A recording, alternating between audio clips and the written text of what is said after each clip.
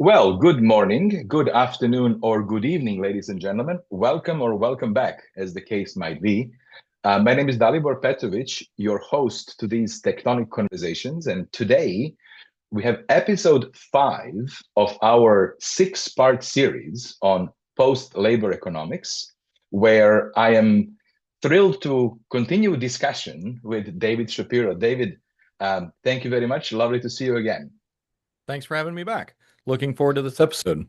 Yeah, this is going to be the episode where we are going to talk about concrete interventions that were captured, first of all, research and then captured in David Shapiro's manuscript book called The Great Decoupling, the book that we are actually reviewing through this series.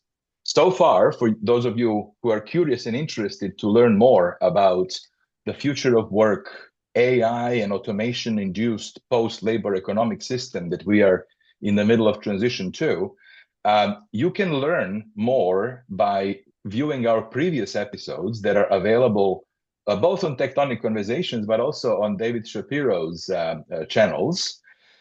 We have so far covered, episode 1 was all about the rise of automation. Episode 2 was then about the decline of labor.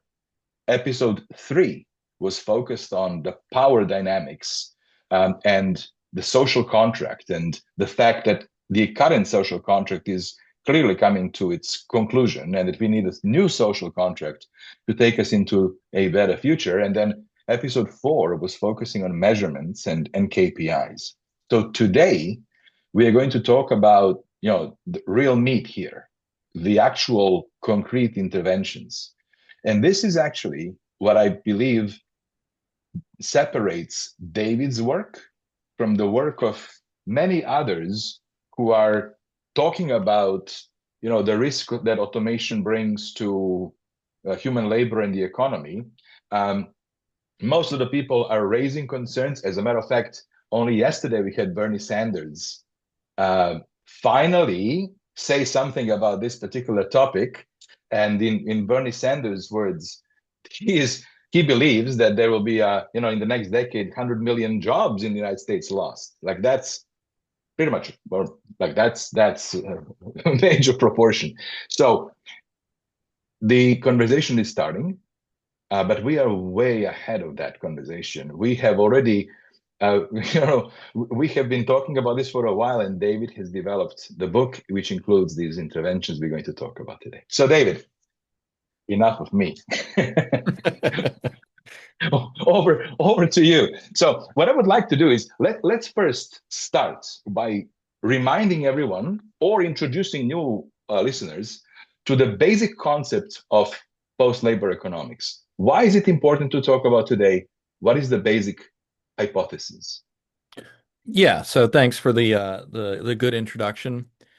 Post-labor economics, and the reason that we call it the Great Decoupling is because quite simply, economic productivity in the form of things like GDP is already and has been decoupling from human labor inputs. And that has been decoupling for the last 4 or 5 decades. And with artificial intelligence and robotics, this is just the next layer of that decoupling. More broadly, it's under the banner of automation technologies in general have been on the rise since the 1950s. Now, that's at a very high level. There's a decoupling, so the economic status quo that we're familiar with, which is that as GDP rises, wages and labor also rises, that is no longer the case. And increasingly, it's sometimes the opposite, where you have more and more efficient companies that have fewer and fewer employees. And that trend is only going to continue. Where this intersects with domestic policy or fiscal policy is that the core issue is household income. So as jobs start to go away or diminish or pay less or all of the above, as the case is in the most advanced nations, you have this problem where household income declines. It declines as a component of GDP. It declines as a proportion of all business transactions, and it's going to continue to do so. Now, from an individual perspective, from a voter's perspective, that's bad because you don't have as much money. But it's also bad from numerous other perspectives. It's bad from the government's perspective because fewer taxes, smaller tax base. That's no good. It's bad from a business perspective because your consumers don't have as much money to spend on goods and services. It's bad for banks because when your credit holders or your debtors run out of money, they stop paying, and then you end up with a credit crunch. Yeah. So nobody wins in this situation, and you can call it a deflationary death spiral. I call it the economic agency paradox. And the solution comes when we look at where does household income come from? And it's already tracked. And household income comes from three buckets, and that is wages, which is work. It also comes from transfers, which is things like UBI, government subsidies, welfare, so on and so forth. And then the final one is capital, which is rental properties, stocks, bonds, other assets that pay you passive income. Now, when we say, okay, those are the three buckets, if wages are going down, then that's off the table. And we could rely on transfers, stuff like universal basic income or negative income tax or those sorts of things. However, you really don't want to rely on the government for a lot of reasons. One, it's just not the most economically efficient path forward, but also it creates a huge power imbalance. The same thing that happens, particularly here in America, where, whoever's in office might raid the pension fund or the Medicare or whatever else, Social Security trust. You don't want to put all your eggs in one basket. You want market-based solutions. So by process of elimination, the answer is we need to start replacing wage-based household income with capital-based household income. Now, that is easier said than done, but fortunately, and this is the research that we're going to go over today, lots and lots of places around the entire world have been piloting all kinds of stuff well beyond universal basic income. And then the other component of this is power, the power dynamics. Yeah. For most of modern civilization, at least for the last 500 years or so, labor power had a lot of power and a lot of ability to influence political outcomes, the ability to withdraw your labor, to go on strikes. That kind of credible exit has been historically one of the safest and most effective ways to usually non-violently stop the means of production, which then, of course, makes the capitalists and the states to sit up and take notice. However, with automation, AI and robots don't go on strike. So Yeah. unless you want to violently shut down ports and data centers, which that can happen, we've seen modern uprisings, but we want to try and avoid violence as much as possible. So then what we have to do is we have to reinforce democracy. And that's through technologies like blockchain, self-sovereign ID, and those sorts of things that we're going to go over as well. And I've organized both of these into the pyramid of prosperity and the pyramid of power. Now, I didn't invent anything. This is really important to emphasize. All I did was organize them into these taxonomies. So it might sound arcane, the pyramid of power, the pyramid of prosperity, but everything that goes into those has been trialed and tested, not just in America or Europe, but around the world. So I was very deliberate with my research to look at all OECD nations, East, West, Global South, developed and developing nations. And one of the most interesting things that I found, because I got this pushback quite a bit when I was early in my research and sharing it, was, well, what about the Global South, or what about undeveloped nations? Aren't we just going to leapfrog them? And what I found is actually quite the opposite, is that developing nations actually tend to adopt these technologies faster because they're able to leapfrog us in the same way that many sub-Saharan nations adopted electronic banking faster than the developed world. Why? Because it was a new possibility. They adopted cell phones very quickly. Those are just some examples. And because technology has a huge component of these solutions, they're eager to adopt these, whether it's India, Brazil, other less developed nations. Many of the solutions that we're going to talk about today some of them come from the Western world, Eastern world, developed or undeveloped. So just keep in mind that these solutions are already global. I'm just organizing them. I'm just Yeah. No, stacking them absolutely. together. Yeah, absolutely. Now, before we delve into the actual pyramid of power and pyramid of prosperity, I think it is also important to address a couple of questions that typically come to mind, or typically we hear when we have this conversation. Hmm. The first is, Is it really true that AI and automation is going to displace most human labor? I think that's really one of the big questions that people just cannot really, I think, put their mind to it and appreciate the magnitude of this transformation. And this is actually how I came across you and how I personally got interested in what you had to say, because you actually answered that question to me in a very logical, articulate, simple way that somebody who is as simple as I am could understand. Can you please, can you just maybe do a reintroduction of the better, faster, cheaper, safer concept and link it to the strength, dexterity, cognition, and empathy? Just to answer that big question, like, is this inevitable? Yes, yes. So taking a big step back, technological transformations are nothing new in the world over the last 500 years.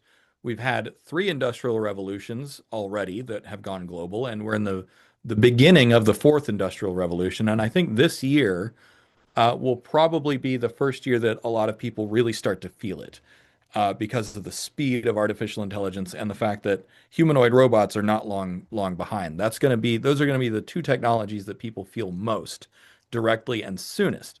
There's other technologies in the fourth industrial pipeline, such as quantum computing, nuclear fusion, biotech, those sorts of things. But those are a slower burn. Artificial intelligence and humanoid robots are going to be very much in your face.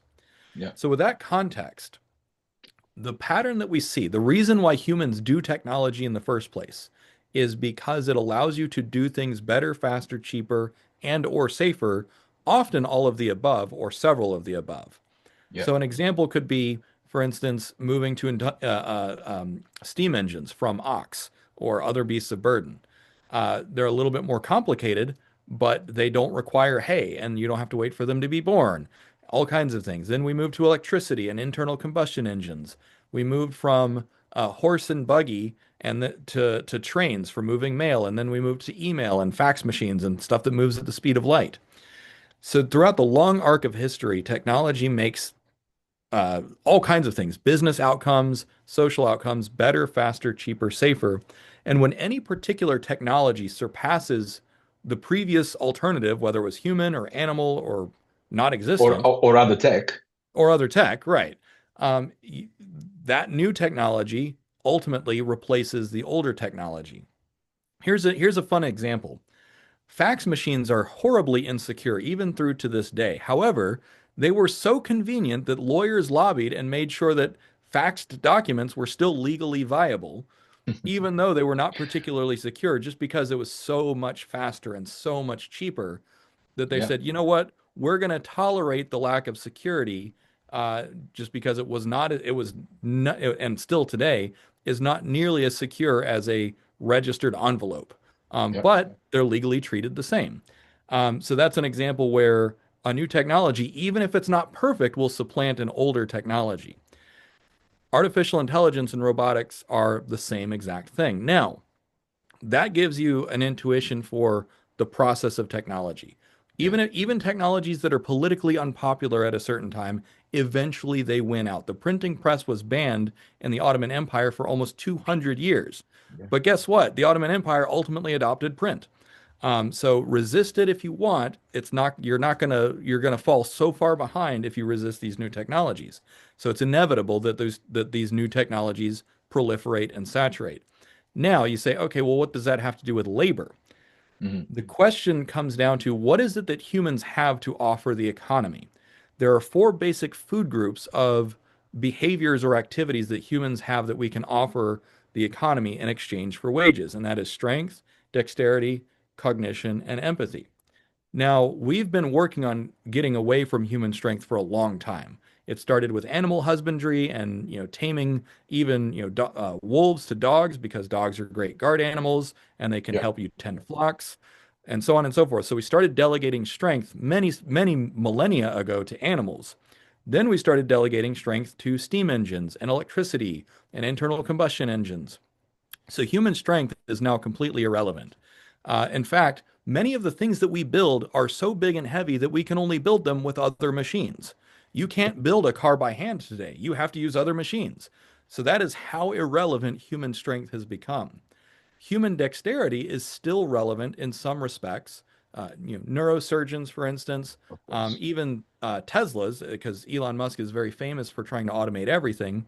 One of the things that they found that they couldn't automate yet was the fabric installation in Teslas, just because fabric Mm. is so it's pliable, it moves, it's not rigid like metal.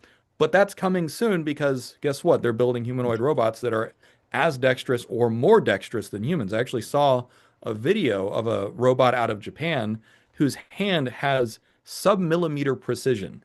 It has a precision down to zero point 0.1 millimeters, which is steadier than even the best neurosurgeon's Yeah. hands. Those are coming. So you've got you've already discarded human strength, human dexterity is going away. Then at the same time, artificial intelligence in the form of generative AI, large language models, multimodal models, these are reasoning engines, and they're reasoning engines that already surpass humans at math, science, medicine, economics, all kinds of things. And they're only getting better, and that improvement is still accelerating, meaning that human cognition will soon also be economically irrelevant because guess what?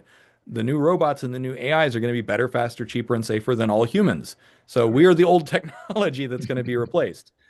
And that leaves the last bastion is empathy, which is the human craving of authenticity, of connection, of embodiment. That is where many labor refugees will end up going. However, while that is a deeper moat, it's not a perfect moat because we already see, some humans having using AI for emotional support and companionship. And of course, as that AI gets better and robots get better, you can be pretty sure that some people will prefer machines to humans. Many humans will still prefer other humans.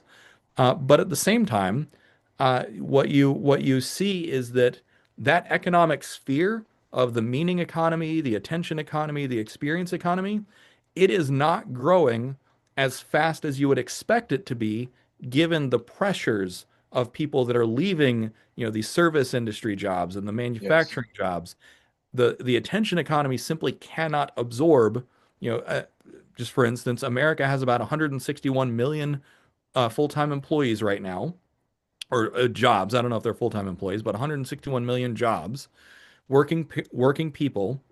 Uh, if 100 million of those people lose their jobs, only 10 to 20 million of them are getting jobs in the experience or attention Yes. economy, which my math might be rusty, but that's the vast majority are not getting a new job. Yeah. And whether or not we ultimately discover entirely new segments of jobs remains to be seen.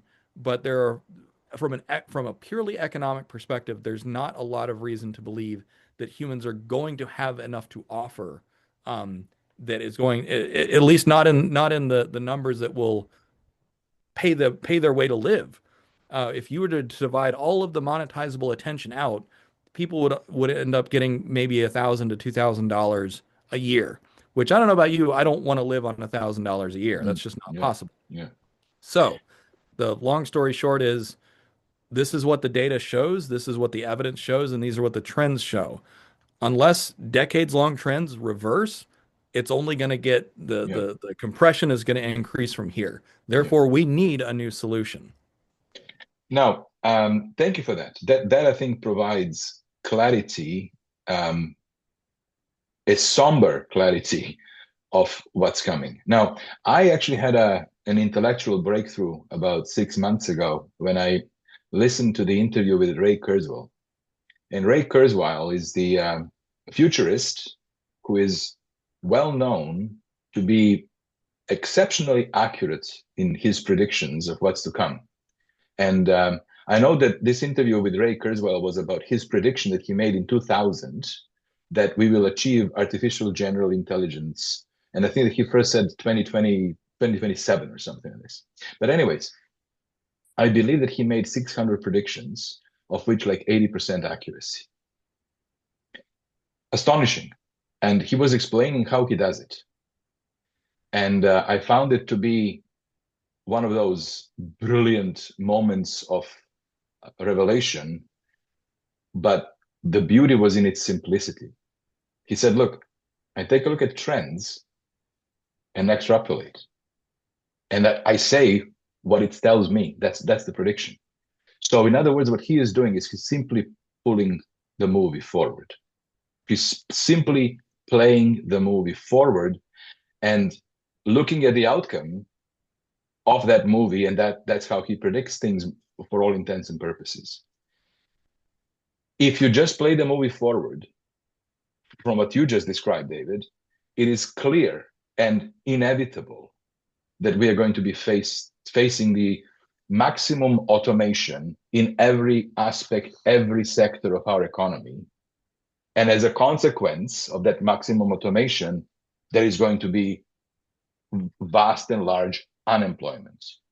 Next question that I wanted to just touch on, because it comes up all the time. Oh, don't worry. We know that new technology always creates new jobs, and therefore this is going to solve itself. We don't know yet what the new jobs might be, but don't worry, we've been through this before. How would you respond to that?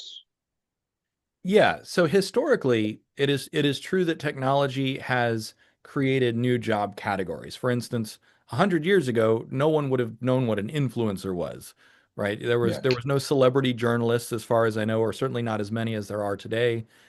Even explaining what a software developer was to someone 100 years ago would have required unpacking so many other layers of technology. So technology allows you to have these more layers of abstraction from creating value. And typically, that has created new job categories and new job demands. So that's one component of what they're talking about there. The other component goes back to that cheaper component of better, faster, cheaper, safer. Technology is deflationary, meaning it allows you to Mm. ultimately get the same result or even a better result, not only faster, but for less money.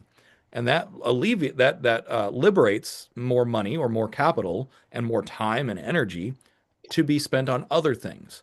Because instead of spending most of your money on a few items of clothing and your daily food, now those items are cheaper proportionally to what they used to be, meaning you can spend money on cars and electronics and iPhones and whatever else you want to spend money on.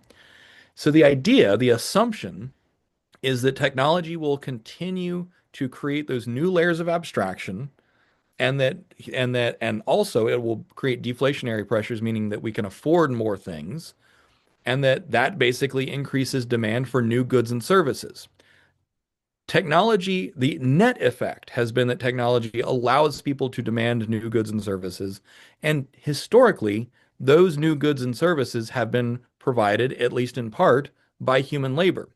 But as we outlined, if you can provide new goods and services with no human labor, that's the most efficient way to do it. So there's not necessarily any reason to believe or to assume that all new goods and services are going to come with commensurate price tags of human labor. So that's why I am personally very, very skeptical about that principle that, technology always creates new jobs. It has, but only through indirect means. And so I'm not convinced that it's going to go that way. And particularly when you look at the data that we've Yeah. discussed throughout this series over the last 40 to 50 years, it hasn't gone that way. And in fact, technology often it does still create some new job categories, but those job categories are smaller than the job categories they destroyed, which Yes. is a net loss. Yes. And all what you're saying, most of these new created jobs, there's no reason why we should think will ever require human labor, right?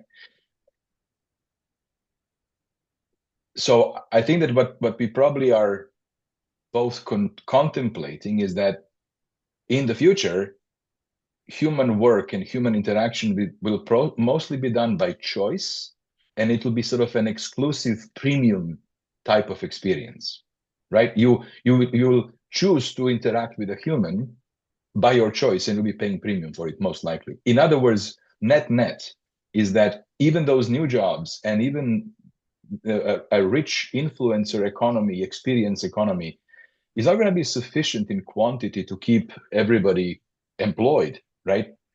And I am a prime example of the business case. In my business that I started earlier this year, the consideration was the business plan called for 3 hires in the year one. I'm running the business very successfully. It's growing without any hires. The business case is simply grotesque, the business case for automation, where you can technically replace a knowledge worker who is paid $100,000 salary a year, burdened with benefits and healthcare and so for let's say $125,000 a year salary, and you can potentially replace that with an agent that might cost you $20 a month in a subscription fee. That is a grotesque business case. And given that we operate in a free market economy with competitive forces forcing improvement in productivity, there is not literally we are out of option. There's no scenario in which any organization that is in an open market will continue paying $100,000 salaries for people where they can do it for $20 a month. So this is not about political ideologies or polarization left and right. This is just reality of life that we live in.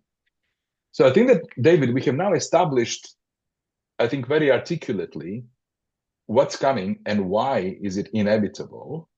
Now we need to start thinking about what do we do about this. And this is where the key topic of today's conversation is. You said you have organized, I would say you had imagined, and then done the research and then organized the interventions that we should be all considering to help us navigate out of this transition into the ultimate age of abundance. Last point before you go. I actually, both you and I are optimists, I think. Techno-optimists, I call myself. The end state of this, if we play this right, the end state can be fantastical. We could actually achieve the age of hyperabundance, where goods and services are at a cost that's almost free, accessible to everybody. So the end game is, I think, very, very positive. The challenge is in the transition. And the challenge, so therefore, I think the risk that AI brings to us is not a risk of AI itself. It's the risk of human behavior in the age of this AI and automation. So now let's talk about what could we do as humans to buffer and help us through this transition. What are those interventions? Yeah, absolutely. So, and also I do have the graphics if you want me to go ahead and share them. That might be good. I think maybe that's a good idea. Should we start with the pyramid of prosperity? Yes, let's do that. Yeah. So let me share this real quick. Come over to Pyramid of Prosperity. All right, here we are. There we go. So as I get in, what I want to remind you is that each rung of this pyramid, and we'll go through it in just a moment, is a category. It's not a single intervention. It is a category or a bucket of interventions that came from my research. And so at a very high level, 30,000 foot view in a nutshell, the pyramid of prosperity is at the ground floor. We have universal transfers, which includes things here. Let me zoom in just a little bit as well, which includes things like universal basic income, universal basic services, universal basic capital, negative income tax, and so on. Layer 2 is collectively owned public wealth, such as sovereign wealth funds, land value taxes, carbon monetization, and so on. So anything that is a public good or collectively owned. Layer 3 is collectively owned private wealth. So that is trusts, cooperatives, decentralized autonomous organizations, and employee stock option plans, just to name a few. Then the top, the remaining, are conventional private wealth. So that's income from businesses, assets, stocks, bonds, and so on.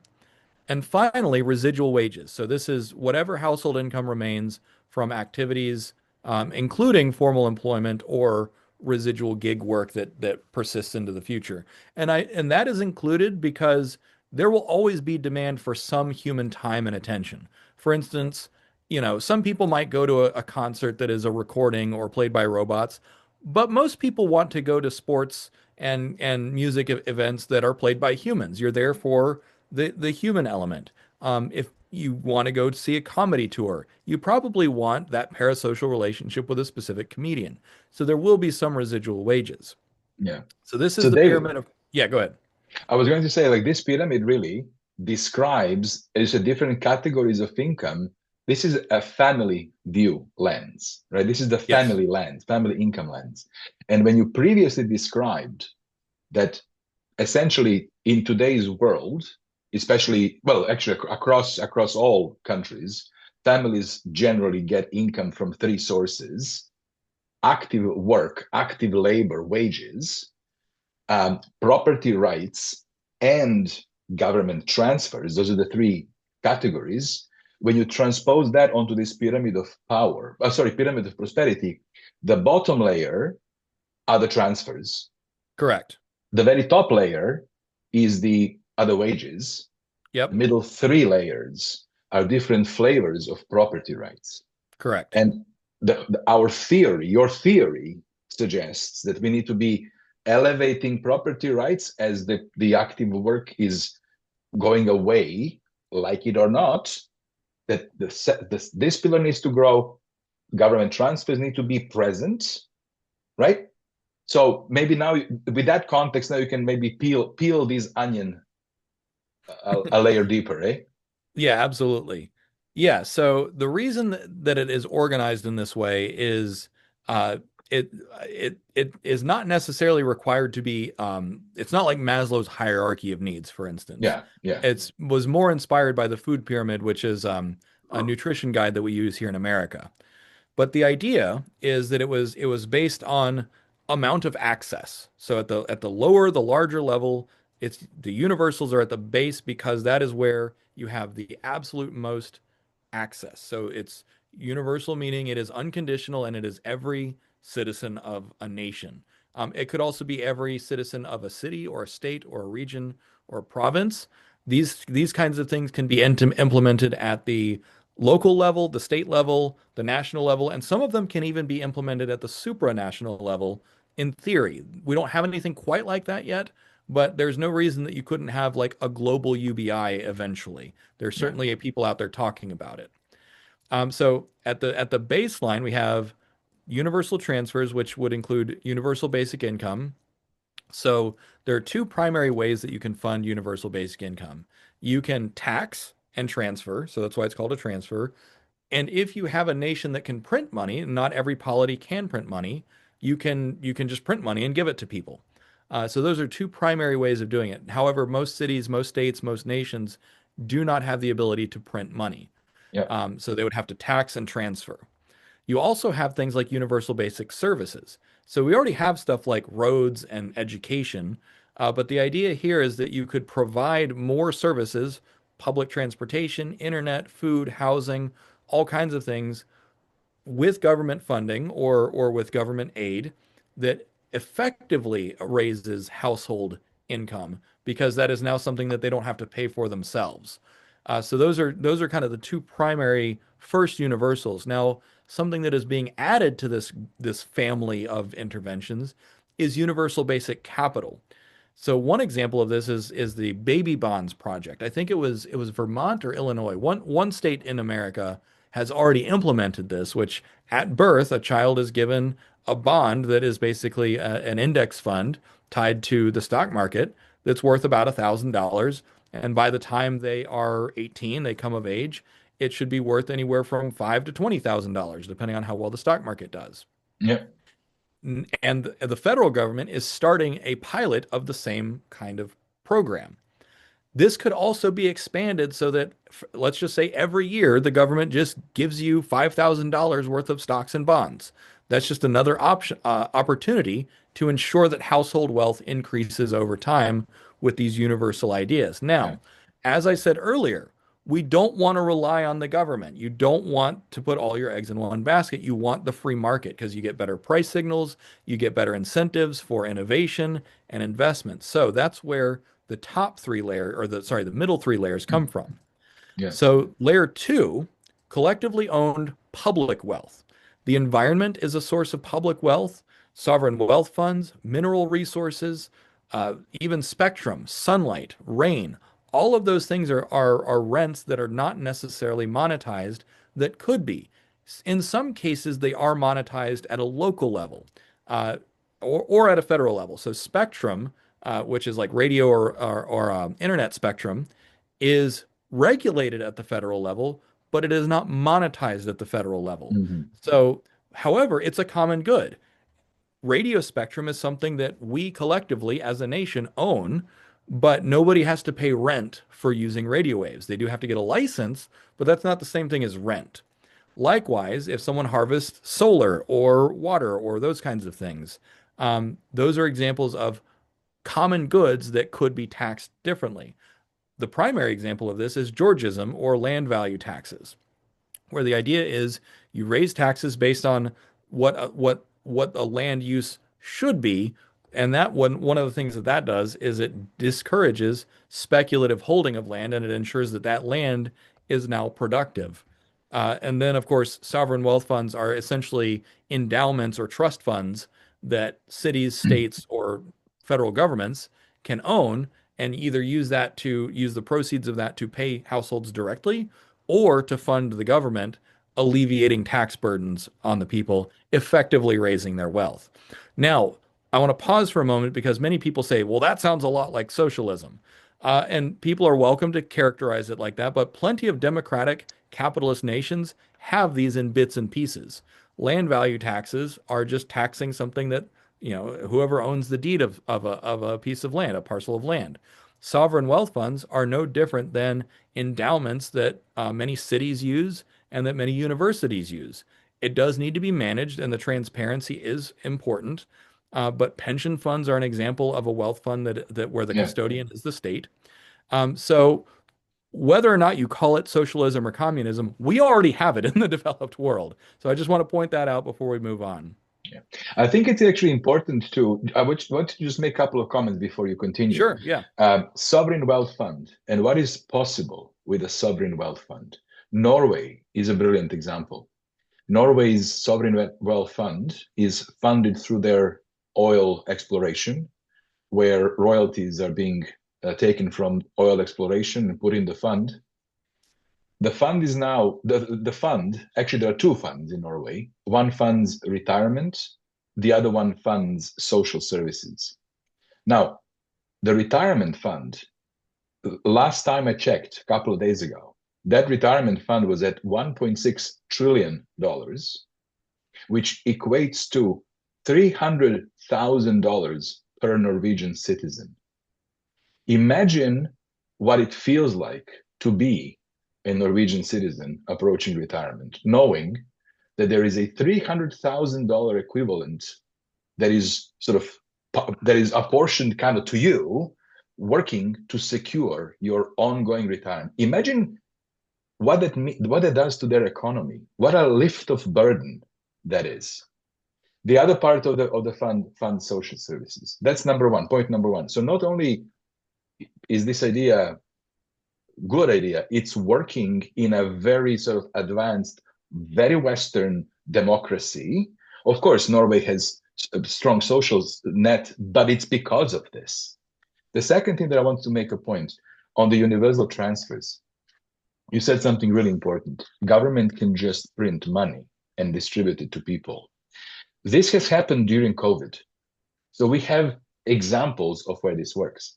The challenge, of course, is government can print money and send it, and that will have consequences. Eventually, that's going to increase inflation. So, in my opinion, I have a strong opinion on this. Nations must generate new wealth in order to fund these universal income services. And so what every nation should be thinking and doing is actively building infrastructure for this economy of the future in order so that every nation can capture and create new wealth they will need to distribute to their citizens. I just want you to make that sort of interjection because these two bands actually are addressing that directly. Yes. So thank you, David. Let's carry on. Yep, absolutely. Yeah, and to your point, these bottom two layers are primarily either run by or created by or managed by government. And Yes. so while we do have some skepticism of putting too many eggs in one basket, The idea, the reason that they're the foundation of the pyramid is, again, universality. It applies to all citizens. Yes. So then layer three is collectively owned private wealth. So you're already familiar with this in the form of trusts, of cooperatives, of employee owned companies. And then, of course, you can add blockchain and more advanced technologies on top of that, such as decentralized autonomous organizations. But the point is that these kinds of vehicles already exist. There are neighborhood real estate trusts where the neighborhood owns the houses and leases them or rents them to the residents, and they're often rent to own. And that's different from a homeowners association. It's more about building wealth and keeping the wealth in the community rather than outside of the community. So those are examples of collectively owned private wealth. Now, the reason that this is one of the major, and it's right in the dead center, is because this can strengthen many communities, and it is one of the weakest links in terms of policy today.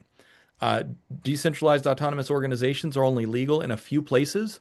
I think it's Switzerland and Wisconsin, randomly enough, are two of the major places that DAOs are legal. So that is something that can be that is low hanging fruit, which is making these new vehicles easier to be a part of, making sure that they are legally viable ways of owning resources and controlling and managing those resources. Because here's what's coming: if artificial intelligence is able to unemploy everyone that we're talking about, it's also going to be smart enough to run these companies or run these assets or these farms or these data centers. Those two come hand in hand. So what we can do, to Dalibor's point earlier, the infrastructure that we're building is not just technological infrastructure. It is civic infrastructure. It is financial infrastructure. It is policy infrastructure to allow for people to explore these things. And and this one is one of the most important levers that will allow people to have more areas where they can invest in. Because right now, if you want to invest, you need to either go through private networks, which are by definition not that easy to find, or invest in publicly traded stocks, of which there's about 8,000 options. Globally, there's about 12,000 options. Now, to be fair, those 12,000 options represent the vast majority of wealth on the planet, but that means that there are millions of businesses and other assets that you just can't invest in because they're not on the market anywhere. And they're kept privately, which is fine. There's nothing wrong with private wealth, which is why conventional private wealth is layer four. But, and I So want to go ahead. I was going to say before you go to the layer four, that this the layer three, this really requires industry champions, um, company owners Yes. to. This really is the enterprise and corporate role. And so, as you mentioned, some of those already exist as great example, employee-owned corporations and so on and so forth. But it is here that the interventions need to be enthusiastically welcomed and championed by the corporate world. Yep. That's the layer, right? And so you and I are already working on the framework that is going to provide corporations with a set of guidelines and a method on how to achieve maximum automation ethically. Every organization, I believe, is going to be going through this process. Most are actually in that process even right now, thinking like, what is the implication of automation to us and our business? That is exactly what every organization needs to be thinking and needs to be doing and needs to be calculating. But they also must be considering what will be the impact of that automation, not just to their profitability and shareholder, but what will be the impact to the people and communities out of this displacement. So this layer is where that conversation needs to occur, and interventions to help companies and organizations think through this is what we are working on. Yes. So sorry about that. I just want to make sure that this is stated. Absolutely. Yeah, and if this sounds arcane, by the way, there are plenty of examples that are already out there. So one is a credit union. A credit union is a member-owned bank. So Yeah. that is a prime example of collectively owned private wealth. Now, many credit unions do not disperse the value, the profits directly to the owners, the owner members, at least not directly. But what they do often get is better services, better interest rates, and those sorts of things. Another example are cooperative or trust-based companies. So REI, which is an outdoor apparel company here in America, I think it's global, but I'm not sure how far they are. They're an owner or a member operated, a member owned Yeah, company as well. And the reason I bring this up is because we're talking about a post-employment future. So an employee stock option plan might not make sense if you don't have any employees. But if you correct. have customers, then the customers or members can be part owners as well. So again, while this framing might sound exotic, collectively owned private wealth, it is modeled on plenty of pre-existing ideas out there, some of which are being expanded upon, and I do have plenty of examples if we have time that we can go over. So now, layer four, conventional private wealth. This is again kind of one of the smaller segments because today only about 18 to 20% of household income nationally in America comes from capital, from privately held wealth.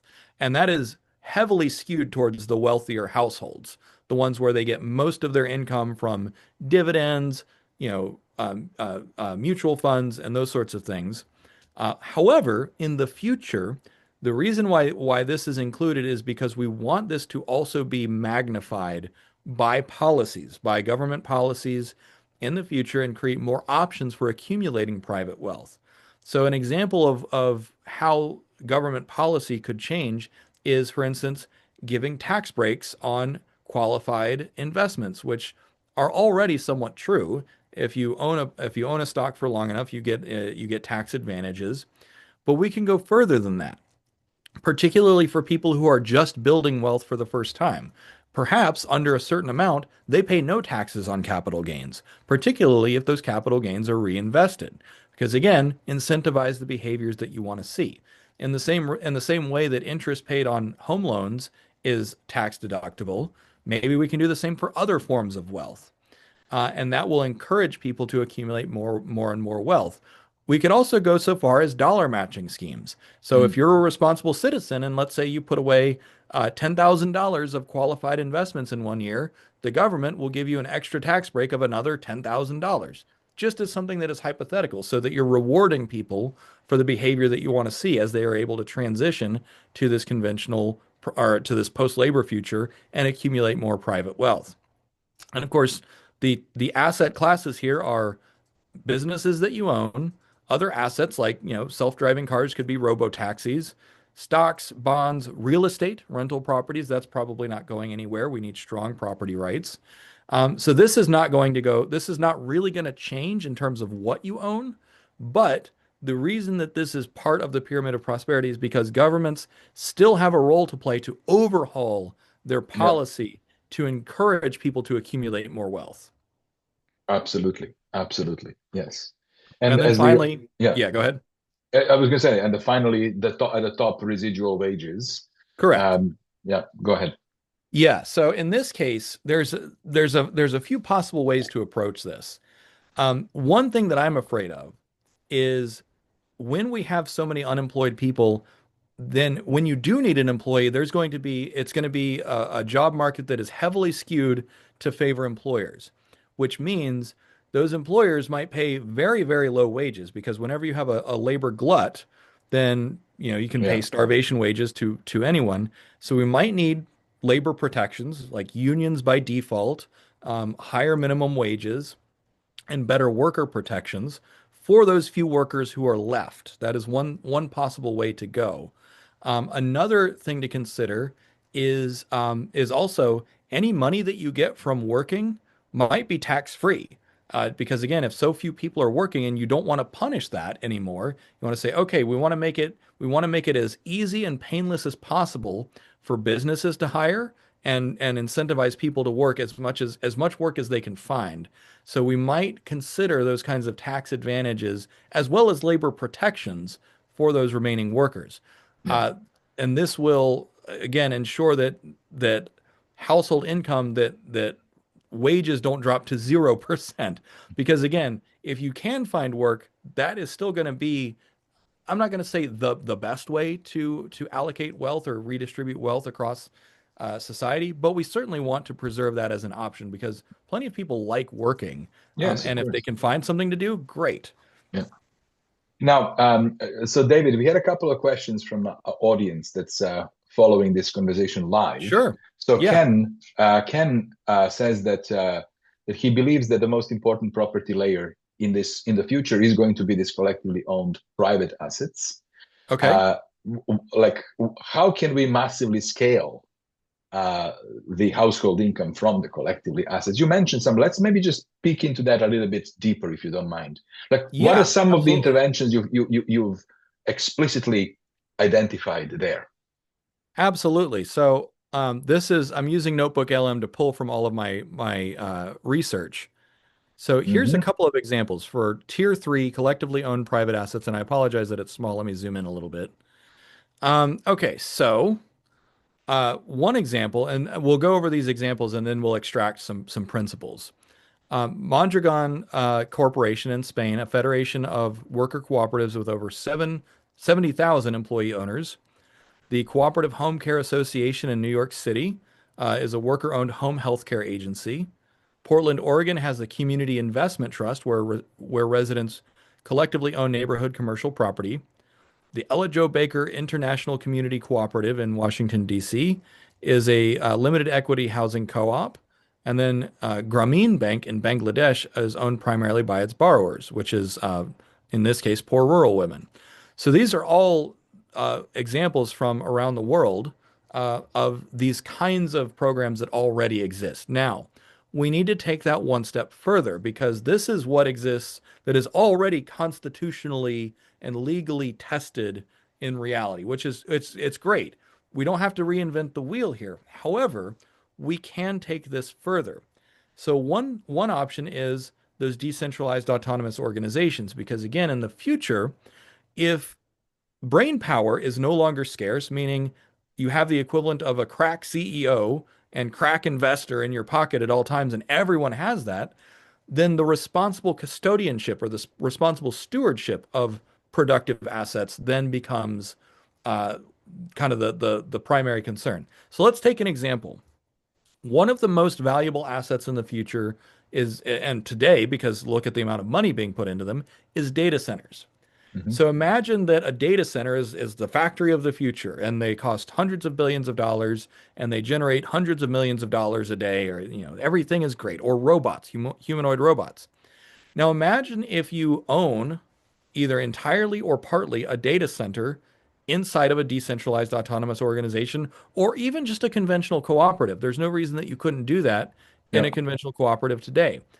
But the management of that data center rather than allowing the owners to or require allowing is fine rather than requiring the owners the members of that cooperative to manage it directly they delegate to AI and they delegate to humanoid robots to say maintain this data center for us scale this data center sell the products and services to yeah, companies who need it and then all of the owners of that data center get the proceeds rather than the proceeds going directly to Google or Microsoft or Meta or whoever else.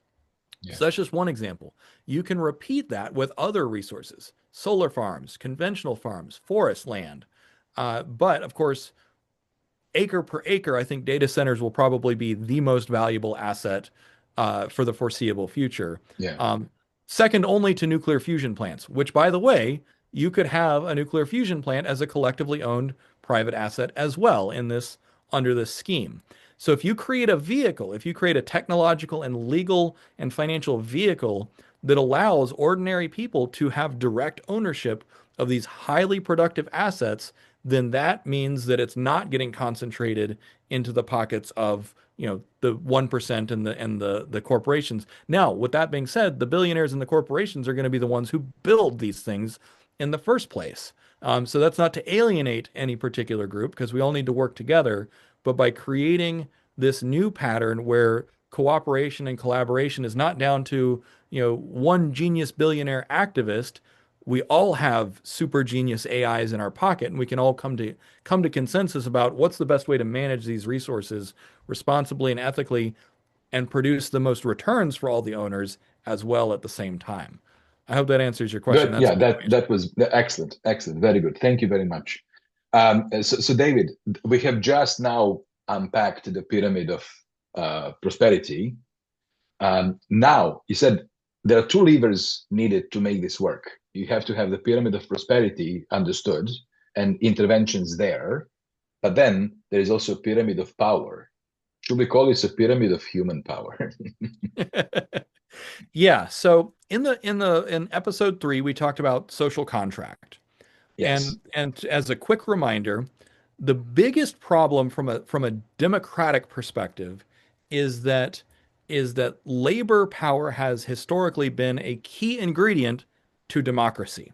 In fact, it was labor power that helped England, which was one of the pioneers of what we know as modern democracy, really work towards becoming a constitutional monarchy with parliament, with representation. And then, of course, America was able to distill all of those lessons over about the course of 800 years of English history into the American Constitution. And of course, many other nations, from France to the rest of the world, has similarly adopted constitutional republics or similar kinds of democracy. But one of the key ingredients to that was labor power. So, if our theory is correct, and that is that human labor is going away, then also human labor power is going away.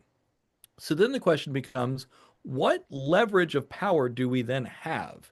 Particularly if we're not producing money on our own, all we can do is own things, and a few of us might still be working, then we still need a way to have a stake in the power apparatus, which is not just the state, but it's also the capitalists, the businesses, and everything. We need a way to say we have a seat at the table, and we're going to guarantee a seat at the table. Now, when you look at, labor, property rights, labor rights, and democratic rights are kind of the three pillars, the three legs of the stool today. One of those legs is going away, which is labor rights. You might have labor rights in the future, but you're not going to have labor power. So Mhm. then we need a new pillar, we need a new leg. And what I came to in my research was what you could call algorithmic rights or algorithmically guaranteed rights, which comes in the form of things like blockchain, cryptocurrency, but not necessarily requiring those. It's also artificial intelligence that grants some of this new algorithmic power. And so then what we're looking at here, that's the reasoning that we have this. The reason that we need a pyramid of power in the first place is because if you lose labor power, then democracy itself starts to erode. And historically, when labor is cheap, human life is also considered cheap. And we don't want that future. Like I said at the Yeah. beginning, one of the chief goals is avoiding violence, Yeah. if at all possible, because anytime you have a revolution, it is entirely possible that it becomes violent. Ideally, we avoid that. So, how do we avoid that? We need to reinforce democracy proactively. And that doesn't mean, burn it all down and start over and seize the means of production. We're not talking about Marxism here. We're talking about free market capitalism, maintaining that as we talked about with, market-based solutions with the top four layers of the pyramid of prosperity. But then we also need these new levers, these new ways of extracting concessions from power, from capital. So with that being said, the 5 layers are, starting with layer 1, a civic bedrock. So this is public records, self-sovereign identity, all stored in publicly accessible systems. Blockchain is a good candidate. It's not strictly required. But the idea is you end up with more transparency with these systems, but also you take some power back from the state. If public records are collectively maintained and always transparent, likewise, if your identity, so self-sovereign identity, is another thing that says, you know what, the government is not the one who's going to decide who is who. We are able to decide who we are, and we're able to own and maintain our own records because records keeping is one of the fundamental genetics of a state. Information is power, knowledge is power, and the ability to have that visibility and change it with or without a state's permission, puts some power back in the hands of people. And that's the bedrock. So that's just the bottom layer, the first layer. And by the way, this all of this might sound very exotic, but we do have examples of this in the research being implemented in many places already. Next is layer two is open payment rails. So Mm. this is the freedom to transact privately and securely, which so for instance, right now, there's the Swift network, there's the Visa network, there's ACH transactions. All of these are run and maintained by governments and central banks. Now, you might say, okay, well, those people don't like giving up their toys. Why would they ever do that? India is already introducing one such system, the UPI, which I was shocked to learn how far it had gone.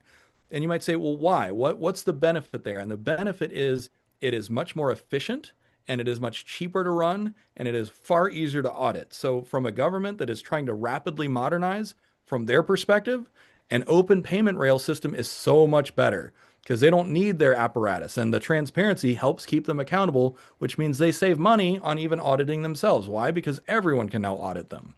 Hmm. When you have more financial power, because at first we have information power.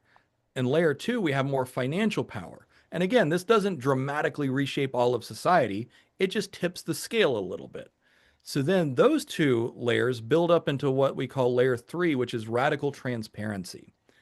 So when you have all government records and all transactions and you have programmable money from these open payment rails, whether it's blockchain based or not, doesn't matter. There's plenty of alternatives. Then you have by default, radical transparency into the behavior of politicians, the behavior of government, and those sorts of things. And you might say, well, in a functioning democracy, that's not the biggest thing. But you can still look at the fact that even FOIA requests, which is Freedom of Information Act requests, are denied all the time or redacted.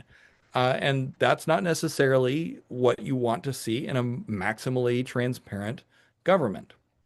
Now, of course, governments do need some level of secrecy, which is why, some level of privacy and security is built into these. But when you have that radical transparency, decisions, property, finance, again, that empowers the people so that there is less corruption and more accountability and more enforceability, particularly when you have programmable money, meaning you say this tax bill is never going to be spent in this country or on military hardware or whatever it happens to be that you want Yeah. that money to be spent on. Layer four is direct democracy. Now, this is not necessarily getting rid of representatives. This is not, going back to a Athenian level of, one citizen, one vote on every single issue. But what it does mean is using applications and massive data collection so that citizens can interact with the government much more directly. So it's more like direct government rather than direct voting. Although on some issues and some initiatives, it does allow for direct electronic voting, particularly on things like national elections. And there are already nations that vote on blockchain and do so successfully. And one of the most interesting effects of this is that democratic participation increases. People have no excuse to sit out because they don't have to go to the polls and fill out a paper ballot. They can vote directly from their phone. And I don't know about you, but I think that voting turnout would increase dramatically if you could vote directly from your phone. And it has been demonstrated and proven to be safe, secure, and effective. And then finally, the top layer is meta governance. So this is a fancy techno term, but it's basically rules for changing the rules. The U.S. Mm. Constitution already has this Yeah. built in Yeah. with amendments. But in today's world, when we have more direct participation, when we have AI algorithms helping find consensus, when we have blockchain for transparency, and we have artificial superintelligence helping us all understand what's going on. And by the way, if one of the things that is really interesting is imagine when you have 160 million people in America working less, what are they going to do? One of the things that they're going to spend their time on more is politics. That's just how humanity has gone. And yes, Of it will be course. messy. It'll be messier, but they're going to want a way to participate. And so rules for changing the rules, allowing government to evolve organically, that is the absolute primary superpower of democracy, and it is why authoritarian regimes are more brittle, is because they do not evolve, they cannot evolve. And so as we have more saturation of AI and blockchain and things have to change, we don't necessarily want to, take the hands off the reins and let things change willy-nilly. But at the same time, we can create new systems that allow democracy to evolve at the speed that it needs to, while also doing so responsibly. So that is the pyramid of power that I have researched and outlined every layer of how this could be implemented. And what I think is really important to emphasize what you said in this brilliant description. The purpose here is to preserve peace, first and foremost. Secondly, to preserve democracy, to give people agency to continue participating and evolving society towards a better outcome. This is really important. Thank you, David. This was really wonderful, and really captures the sentiment of that part five in your book, The Great Decoupling. We do have one more question that I wanted to address. Iwana asks, when we spoke about the new jobs, she spoke about metaverse, virtual worlds, digital economies, and creating jobs and opportunities within those, and perhaps ones we haven't imagined yet. Do you have any reflections on that? I do, and I have not seen much evidence that that it's going to play out that way. Because certainly there are virtual currencies, there are sub economies that exist in game worlds and virtual Yeah, worlds. IBM, or I don't know who owns it now, but Second Life was a prime example.